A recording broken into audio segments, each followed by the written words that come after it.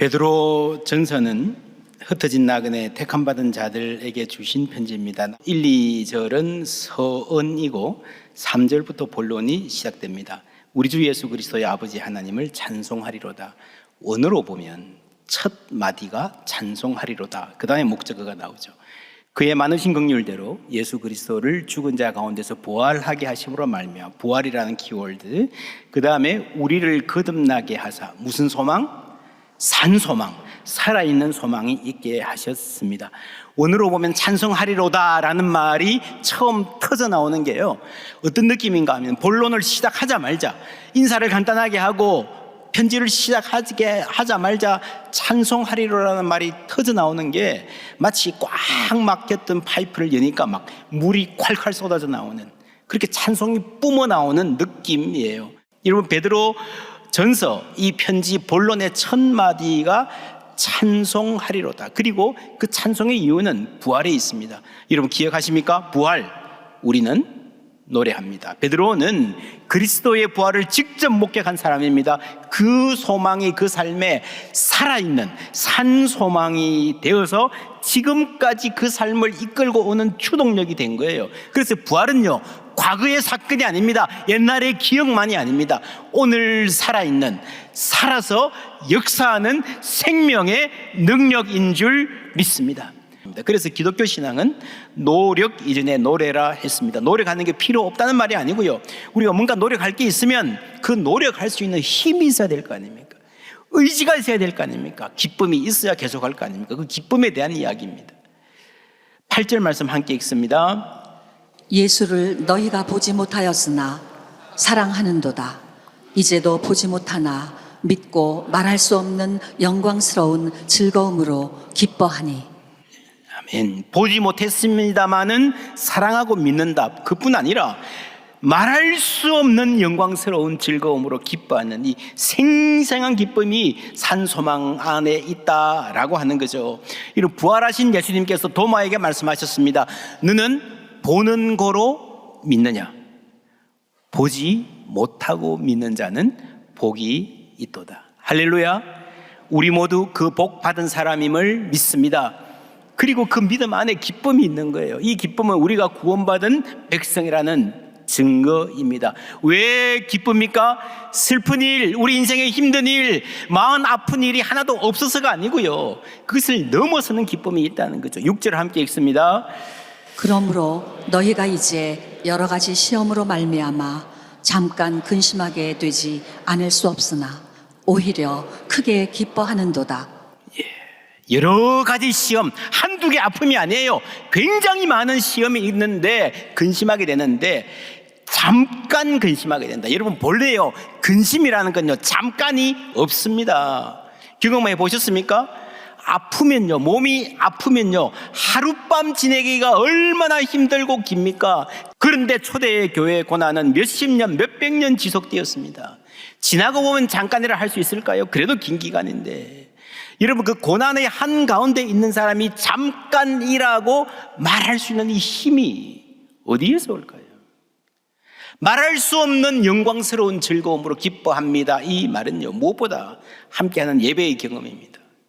예수 믿어서 손해보고 오해받고 공격받고 따돌림 당하고 너무 힘들어요. 그런데 함께 모여서 예배할 때마다 하나님께서 그 모든 아픔을 덮고도 남는 위로와 영광을 주신 거예요. 케빈 로우라고 하는 학자가 이런 책을 썼습니다. 이 놀랍고도 새로운, 당시 로마 사람들이 보기에 기독교는요, 다른 어떤 그룹과도 같지 않는 놀랍고 새로운 공동체였다. 이 책에서 가장 중요한 요점이 기독교의 특징, 전체를 아우르는 이야기, totalizing story라고 하는 말입니다. 기독교가 전하는 복음은요, 당시 다른 모든 사계의 근국 신화나 담론과 완전히 달랐습니다.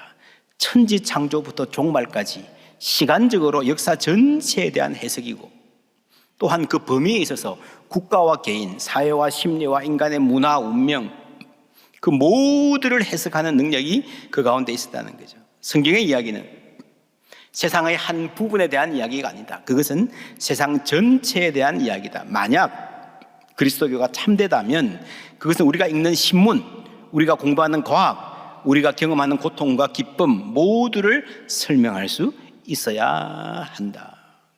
여러분, 우리 삶의 모든 부분, 우리가 갖는 굉장히 개인적인 고민과 어떤 공동체의 소망, 국가적인 미래, 우리의 개인적인 열등감과 불안, 자아실현, 여러분, 그 모든 것이 성경에 답이 있다는 거예요. 현대문화는 우리에게 수많은 파편화된 이야기를 던져주지만 그중 어느 것도 죽음과 악의 문제를 온전히 해결하지 못한다. 그 앞에 가서 스탑한다는 거죠. 세상의 해답이라고 하는 것이 오직 창조, 타락, 구속, 완성으로 이어지는 성경의 내러티브, 그 서사만이 인간 존재의 모순까지도 끌어안고 그 안에서 뭐를요? 의미를 발견하게 한다. 파편화된 이야기, 무슨 말인가 하면요, 이 세상에 많은 이야기, 우리 인생을 끌고 가는 많은 이야기들이 있습니다. 오늘도 젊은이들, 학생들 열심히 공부하잖아요. 왜 공부합니까? 그 안에 성공의 스토리가 있어요. 열심히 공부해서 보란듯이 살아보자. 성공 사례도 많죠. 따라갑니다. 그런데 그거 따라가다 보면, 성공의 스토리를 따라가다 보면 어느 순간인가 딱 막혀요. 막다른 골목에 도달하게 됩니다. 이 길이 아니구나, 돈이 다가 아니구나. 케빈 로우라는 학자의 스승이 로버트 윌켄이라는 학자가 있습니다. The Christians as the Romans saw them 이라고 하는 굉장히 중요한 역사서, 대중선대 아주 중요한 역사서입니다. 굉장히 엄정하게 깐깐하게 쓴 역사책입니다. 로마인들이, 특별히 로마의 지성인들이 그리스도교를 어떻게 보았는가 하는 얘기입니다. 기독교는 단순히 믿음의 대상을 바꾼 것이 아니라 인간 존재의 모든 지평을 예수 그리스도라는 이야기 안으로 통합시킨 혁명이었다. 삶 전체를 설명했다는 거죠.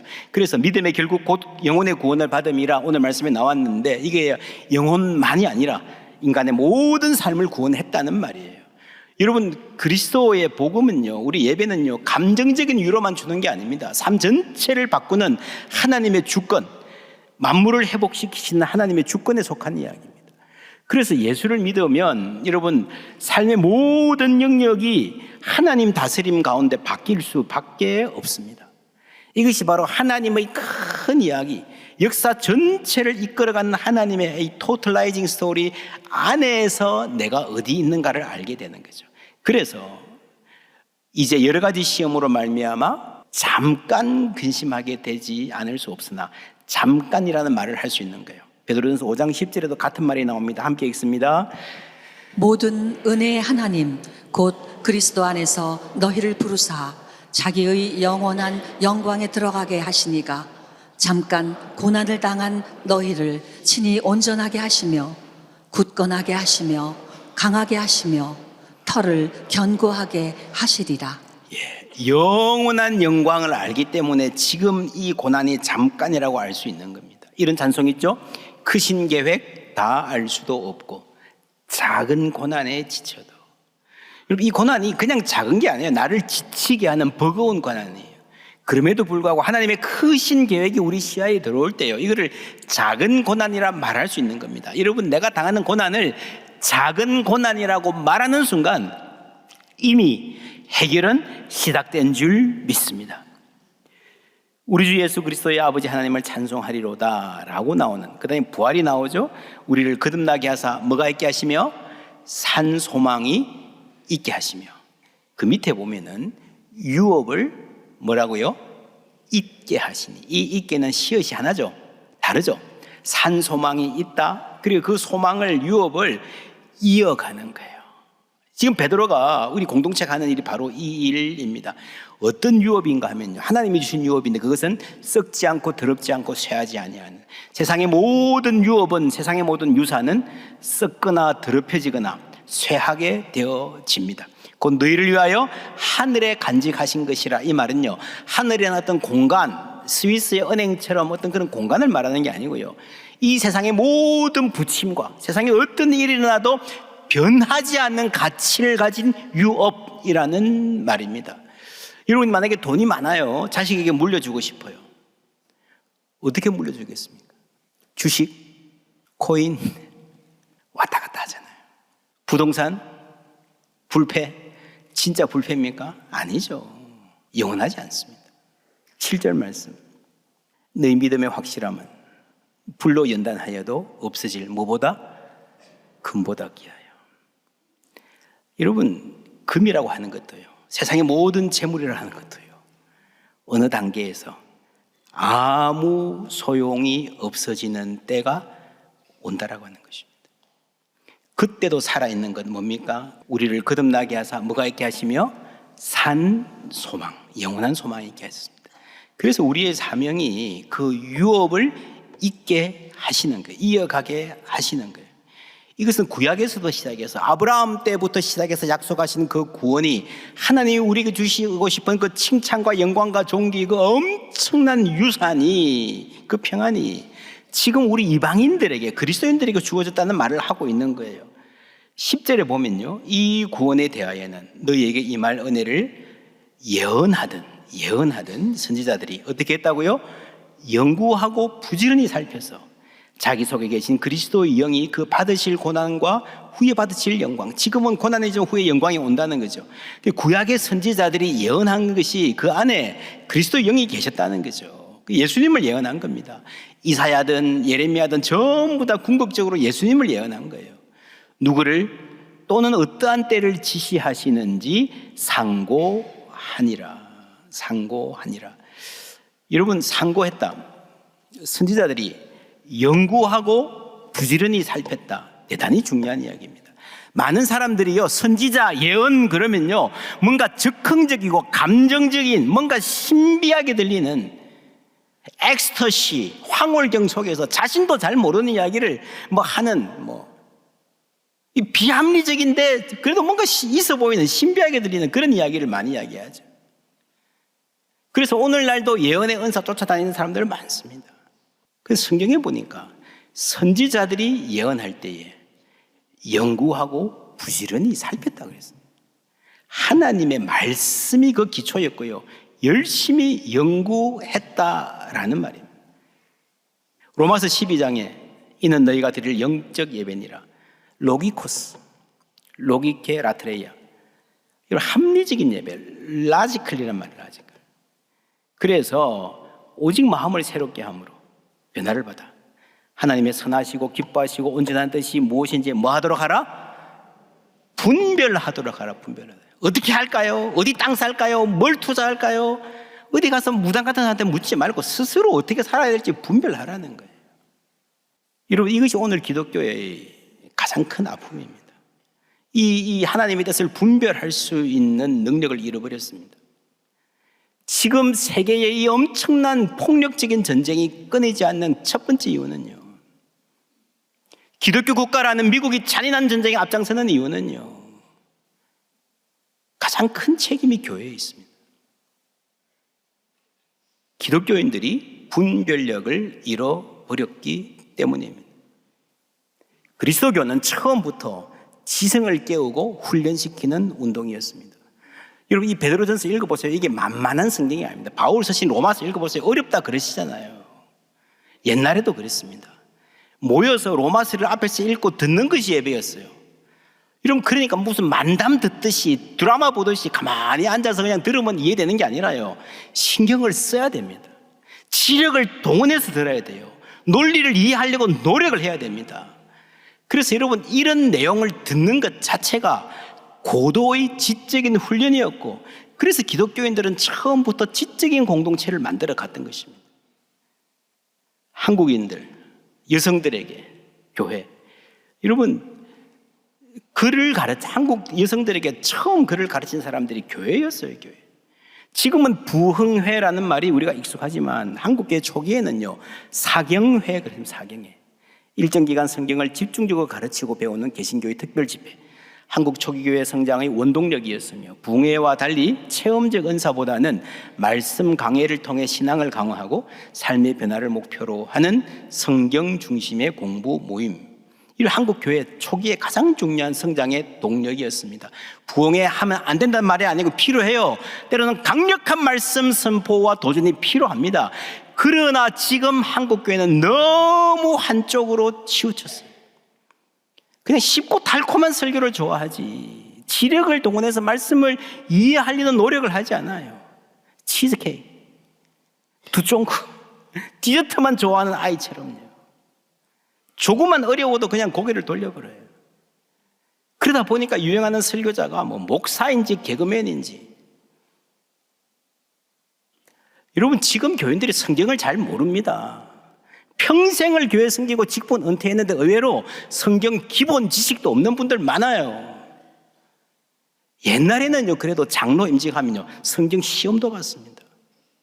지금 그것도 없어졌어요.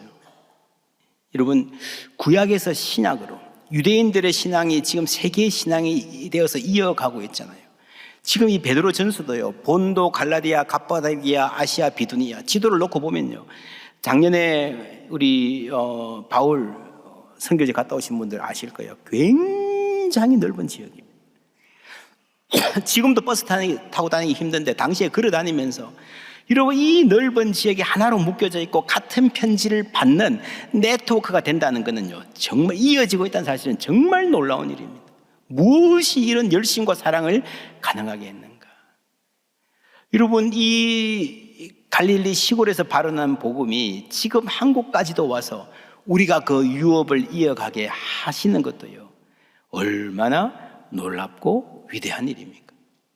유업을 이어가는, 소망을 이어가는 우리 교회 다음 세대 사역, 참으로 우리에게 주신 소중한 사역입니다. 12절에 보면요, 이 섬긴 바가, 구약의 선지자들이 섬긴 바가 자기 때를 위한 것이 아니고 너희를, 우리의 때를 위한 것이라는 것을 계시로 알게 되었으니 이것은 하늘로부터 보내신 성령을 힘입어 복음을 전하는 자들로 이제 너희에게, 우리 공동체에게 알린 것인데, 그 다음에 뭐라 그래요? 천사들도 살펴보기를 원하는 것이니라. 이 살펴본다는 것은요, 무릎을 이렇게 굽히고 허리를 숙여서 들여다본다는 이야기입니다. 아주 관심을 갖고 자세히 들여다본다라고 이야기하는 겁니다. 여러분, 그리스도의 삶은요, 당시 로마인들이 보기에 놀랍고 새로웠다 그랬습니다. 지난주에 기억하십니까? 부러우면 지는 거다. 근데 진짜 지는 거는 뭐라고 그랬어요? 궁금하면 지는 거다. 궁금하면 물어본다 그랬잖아요. 그 잘난 로마인들이 그리스도인들에게 물어본다 그랬습니다. 근데 오늘 성경 보니까요, 천사들도 궁금해한다는 거죠. 천사들도 살펴보기를 원한다. 여러분, 하나님의 그 구원이 성취되는 과정, 하나님의 그 대단한 솜씨가 드러내는 그 모습을 천사들도 궁금증 가능해서 하나님의 높은 지혜가 실현되는 과정을 들여다본다는 거죠. 이런 예를 들 수 있겠어요. 예를 들면 어떤 학원에, 대학에 미술 클래스가 있습니다. 교수님이 그림 가르쳐요. 학생들이 따라하기도 하고 부분적으로 야 이렇게 해 저렇게 해 막 말로 합니다. 선생님이 그림 그리기는 한 번도 못 봤어요. 그런데 어느 날에 특별 세션, 선생님이 직접 붓을 잡았습니다. 학생들이 모두 둘러서서 숨죽이고 구경합니다. 세계적인 대가이기 때문에 학생들이 정말 설레는 마음으로 기대하면서 봅니다. 마른 침이 꼴깍 넘어가는 순간 이 선생님의 붓이 가는 곳마다 와우, 어쩌면 저럴 수 있지? 경탄하는 거예요.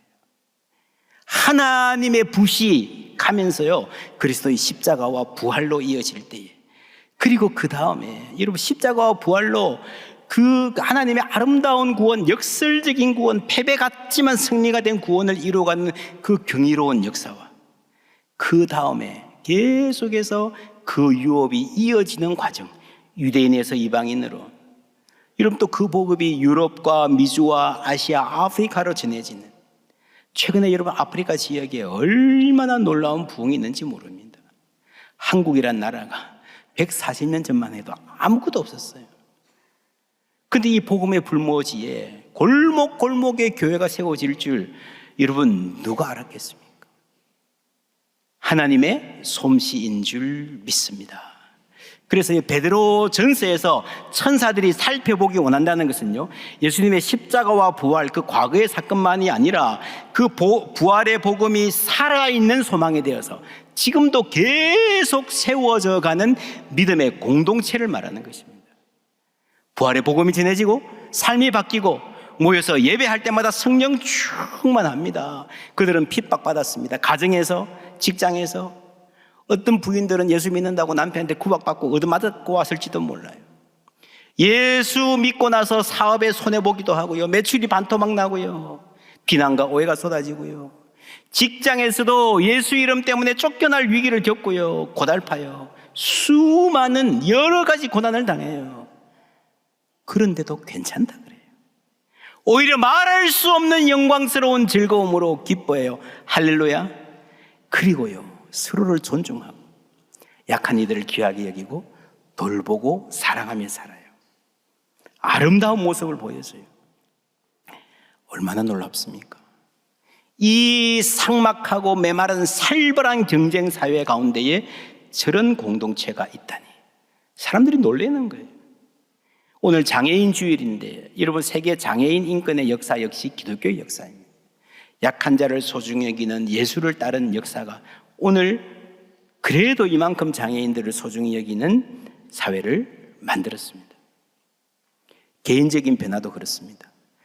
저 사람이 그런 사람 아니었는데 참 찌질하고 이기적이고 변덕스럽고 까칠한 사람이었는데, 책임감 없고 손해보고는 절대로 그냥 안 넘어가는 사람이었는데, 이제는 서로 사랑하고 존중하며 사는 모습, 대의를 위해서 희생하는 모습을 보여준다는 거죠. 그렇게 쉽게 상처받았다 그러고요, 낙심하고요, 조그마한 일이 있어도 벌벌 떨고 잠 못 자던 그런 사람들인데 이제는 담대하고 당당하고 너무 멋있어진 거예요. 여러분, 세상 사람들이 그런 말 합니다. 사람 안 바뀐다. 사람 안 바뀐다. 맞아요, 틀려요? 맞아요, 틀려요? 사람들끼리는 맞을지도 몰라요. 여러분, 사람이 사람을 바꾸는 게 그렇게 힘듭니다. 그러나 하나님은 하실 줄 믿습니다.